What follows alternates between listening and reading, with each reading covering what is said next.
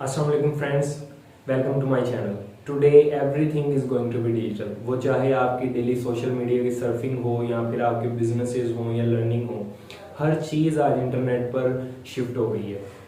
और आप और मैं as a client daily basis पर न जाने कितनी रिक्वेस्ट सर्वर को भेजते हैं और वो सर्वर हमारी उस रिक्वेस्ट को प्रोसेस करने के बाद हमें कोई ना कोई आउटपुट जनरेट करके देता है। तो ये जो एक कनेक्शन है सर्वर और क्लाइंट के दरमियान, ये किस तरह से स्टैब्लिश हुआ। यहाँ पर एक मेन कंसेप्ट आ जाता है कंप्यूटर नेटवर्क्स का। So what is a computer network? A computer network is the collection of nodes which are interconnected with each other for the purpose of sharing data and resources between them. अब वो data भी हो सकता है, resources भी हो सकता है। सर्वर और क्लाइंट आपस में एक दूसरे से डाटा भी शेयर कर सकते हैं, रिसोर्सेज भी, लेकिन हमारा मेन पर्पस यहाँ पर उनके बीच का कनेक्शन है। तो हम एक एग्जांपल के थ्रू इस बात को समझते हैं।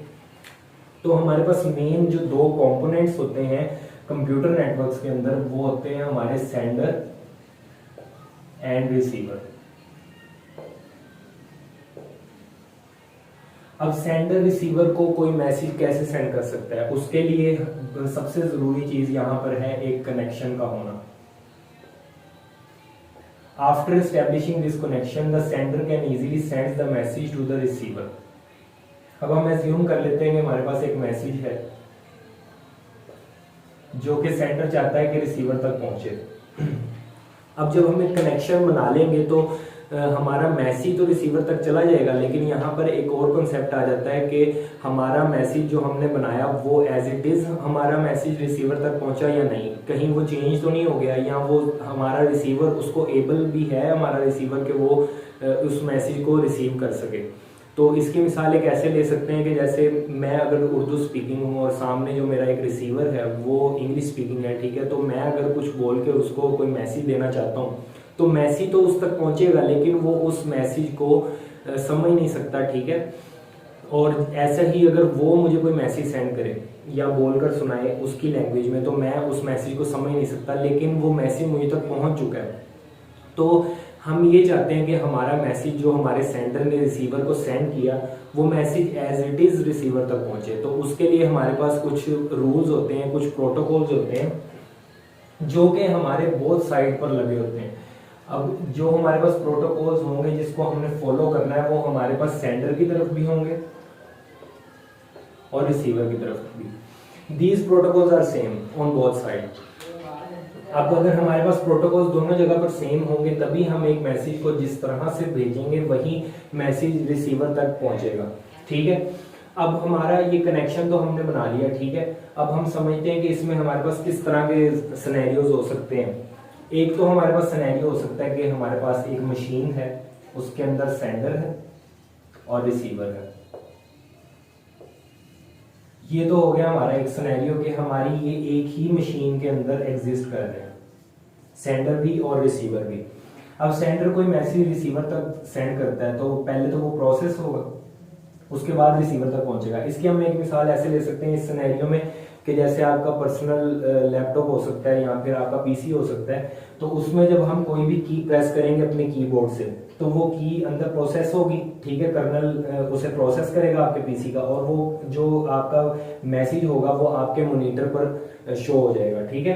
तो ये तो जो मैसेज देखें यहाँ पर कनेक्शन भी था सेंडर और रिसीवर के दरमियान। सेंडर ने एक मैसेज सेंड किया रिसीवर को और वो मैसेज पहुंच भी गया रिसीवर तक, लेकिन इसको मैनेज किसने किया? इसको मैनेज करेगा ऑपरेटिंग सिस्टम। आपके लैपटॉप या आपके पीसी का ऑपरेटिंग सिस्टम इसको मैनेज करेगा। यहाँ पर कंप्यूटर नेटवर्क्स का कोई ताल्लुक नहीं है। तो जहां तक रही बात हमारी के कंप्यूटर नेटवर्क्स कहाँ पर यूज होंगे, वो हमारे पास तब यूज होंगे जब हमारे पास ऐसा सिनेरियो होगा जिसमें सेंडर और रिसीवर दो अलग अलग मशीन्स होंगी, ठीक है। अब यहां पर आप देख सकते हैं कि हमारा सेंडर और रिसीवर दो अलग अलग मशीन्स पे एग्जिस्ट करता है, मशीन 1 एंड मशीन 2। अब ये हमारी मशीन्स कहीं पे भी एग्जिस्ट कर सकती हैं, यहाँ पर इनकी जो लोकेशन है या फिर इनका जो डिस्टेंस है वो मैटर नहीं करता, बस ये बात मैटर करती है कि यहाँ पर जो हमारे जो सेंडर और रिसीवर हैं या सर्वर और जो क्लाइंट हैं ये दोनों अलग अलग जगह पर अलग अलग मशीन्स पर एग्जिस्ट करते हैं, ठीक है। अब जब इन सेंडर ने रिसीवर को कोई मैसेज सेंड करना है तो वो कैसे सेंड कर सकते हैं, किसी ना किसी कम्युनिकेशन मीडियम के थ्रू।